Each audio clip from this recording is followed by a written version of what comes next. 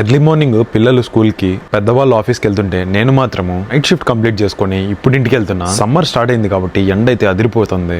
నాలాగా night shift చేసే వాళ్ళకి డే నైట్ గాను, నైట్ డే గాను అయిపోతుంది. అంటే మీరు పగలు చేసే పనులన్నీ మేము రాత్రి చేస్తూ ఉంటాం. ఫర్ సపోజ్ మీకు బ్రేక్ఫాస్ట్ మార్నింగ్ ఉంటుంది, కానీ నాలాగా నైట్ షిఫ్ట్ చేసే వాళ్ళకి ఈవినింగ్ బ్రేక్ఫాస్ట్. మీకు లంచ్ మిట్ట మధ్యాహ్నం, కానీ మాకు అర్ధరాత్రి 12కు. డిన్నర్కి వచ్చేసరికి మీకు నైట్ డిన్నర్, మాకు ఎర్లీ మార్నింగ్ డిన్నర్. ఈ నైట్ షిఫ్ట్ పుణ్యమా అని 6 నెలల నుంచి సక్రమంగా డే లైట్ నే చూడటం లేదు. పగటిపూట నిద్రపోవాలంటే చాలా కష్టం. మళ్ళీ త్వరగా మెలకు వచ్చేస్తుంది. సాయంత్రం నా ఫ్రెండ్స్ అంతా రూమ్ కి వచ్చి రిలాక్స్ అవుతుంటే నేను మాత్రం ఆల్ రిలాక్స్ అయ్యే టైంలో వర్క్ కి వెళ్లాల్సి వస్తుంది.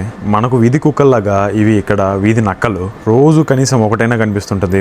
ఇక్కడ నా పని ఏంటంటే అందరినీ చూస్తా కూర్చోవడం. అందరినీ చూస్తుంటే నా కొలీగ్ కమ్ సిస్టర్ నా కోసం బ్రేక్ఫాస్ట్, తన కోసం డిన్నర్ తీసుకొచ్చింది. హ్యాపీగా తినేసి కూర్చొని ఉన్నా. నేను మాత్రం నిద్ర లేక ఫుల్ టైర్డ్ అయిపోయి కళ్ళ కింద డార్కెల్స్ వచ్చాయని బాధపడుతుంటే వీడు చూడండి చిన్న కస్టమర్స్ తో ఎలా ఫ్లర్ట్ చేస్తా కూర్చున్నాడు. నాకెలాగో ఫ్లర్ట్ చేయడం రాదు కాబట్టి వచ్చిన కస్టమర్స్ తో మాట్లాడుతూ కూర్చొని ఉన్నా. నేను వర్క్ చేస్తుంది కసినో స్లాట్స్. ఇక్కడ ఓన్లీ మిషన్స్ ఉంటాయి, వాటికి నేను కాపలా అంతే. ఇలా ఇంటి నుంచి దూరంగా ఇంకో కంట్రీ వచ్చినప్పుడు మంత్లీ ఎక్స్పెన్సెస్ మేనేజ్ చేయాలంటే ఒక ప్రొఫెషనల్ జాబ్ దొరికేంత వరకు ఇలా చిన్న చిన్న జాబులు చేయాల్సిందే. చూద్దాం ఫ్యూచర్ లో ఏమవుతుందో. Always hope for the best. ఈ వీడియో కిందే ఉంటా. బాయ్.